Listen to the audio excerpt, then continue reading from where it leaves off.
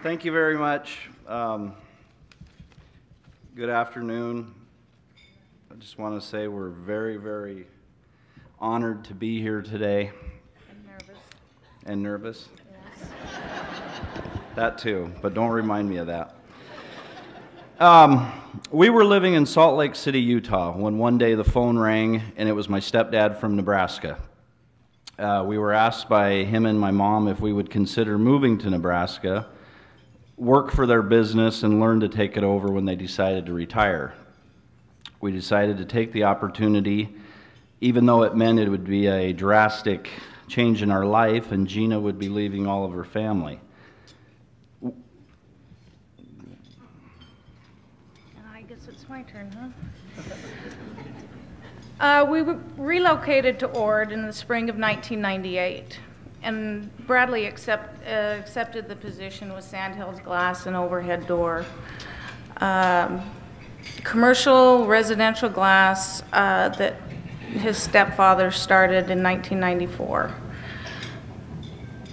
We began to adjust to small town living and worked on becoming respected citizens of our new community, and we enjoyed the benefits and the people of our new rural town. For years I worked at the business, learning all aspects of it. I was in charge of doing all the shop work, as well as running it when my stepdad was gone. I was being groomed to take the business over.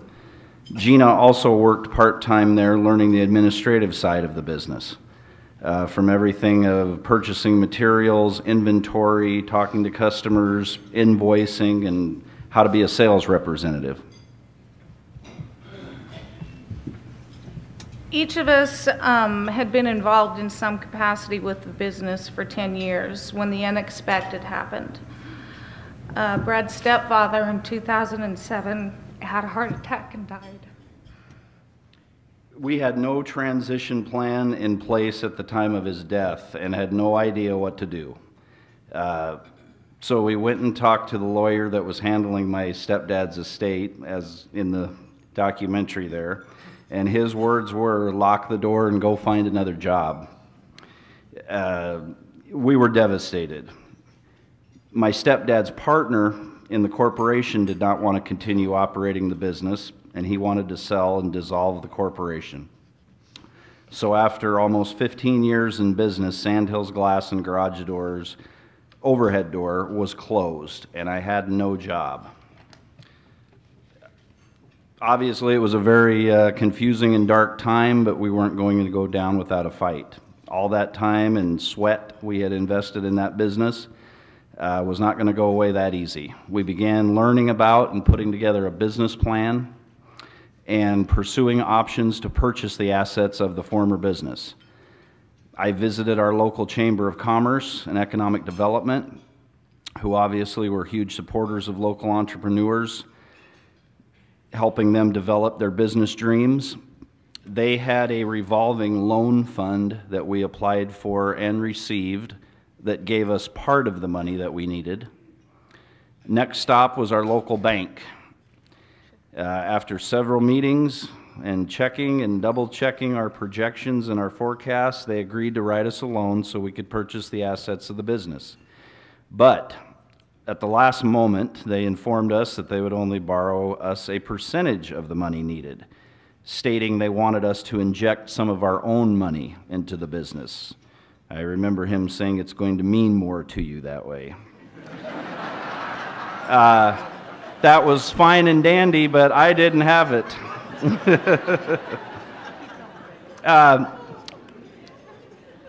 We felt we had tried everything we could, only to be turned away again and again and again. Frantically, I ran back to our Chamber of Commerce explaining what the bank had told us, and they said that they thought they knew someone that might be able to help. They put me in touch with the Center for Rural Affairs Rural Enterprise Assistance Project, better known as REAP. It was at that moment that I learned about microfinance. REAP provides business development services to micro businesses on a statewide rural basis. One of these services is small loans. They understand that the success of small rural entrepreneurs depends on access to loan capital. Well, needless to say, they were able to get us the missing piece of our puzzle and gave us the gap financing we needed to complete the purchase of the assets of the business, and so we could have some working capital. We can't ever say enough good things about the people from REAP. With our loan package in place involving the REAP loan, the ORD revolving loan fund, and the local bank, the business reopened under our ownership in the summer of 2008 with a slight name change, Sandhills Glass and Garage Doors. We offer a vast range of sales and service in the glass and overhead door trade. We offer quality products and professional service and are a one-stop shop to satisfy all of our customers' needs in a rural area.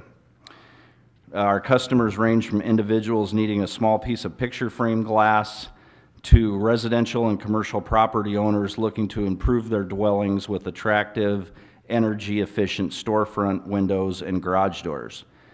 We also do installation of auto glass, tractor glass, mirror work, plexiglass work, storm and shower door work. We continue to grow our business with the help of microfinance. We have hired a full-time employee and one part-time employee. We recently won a couple of large contract bids and were faced with the need for some extra capital again to buy the scissor lift that you saw in the movie. Once again, we turned to the advice of REAP and the help of the Valley County Economic Development's revolving loan fund, and they were able to help us purchase it and get the job done. At the Center for Rural Affairs Entrepreneur Conference back in February, we were honored for our efforts with their Entrepreneur Award for 2009. We are deeply honored to have received that award, and the recognition of our hard work from such a wonderful program from REAP means the world to us. We are sincerely grateful to the Center of Rural Affairs for supporting us and trusting our professional qualities. And another incredible honor we received was AEO selected our business, one of 4 nationwide, to be filmed for a documentary for their new website. We would not have been able to start our business and complete our long-term goals without the assistance we received from our local chamber, from REAP, and from microfinance. And there's just a few people we would like to thank. You want to read these? You are so much better at that. We would like to thank AEO, obviously, for their annual conference for microenterprise programs, trainings, advocacy for the industry, and support services. We would like to thank Nebraska Enterprise Fund. That's the state version of AEO, Nebraska state version of AEO. They provide financial assistance and training opportunities for micro programs across Nebraska. We would like to thank REAP and the Center of Rural Affairs. They are an SBA lender since 1992. They made our business purchase possible. They impact microloans, make on borrowers, families, and employees. They have technical assistance and ongoing support. We'd like to thank SBA Omaha, Nebraska District Office for their support of REAP and microenterprise development in Nebraska. We'd like to thank the Nebraska Economic Development for helping small businesses. And we'd like to thank the SBA Microloan Program. The SBA Microloan we received through REAP. SBA is a co-sponsor of the conference.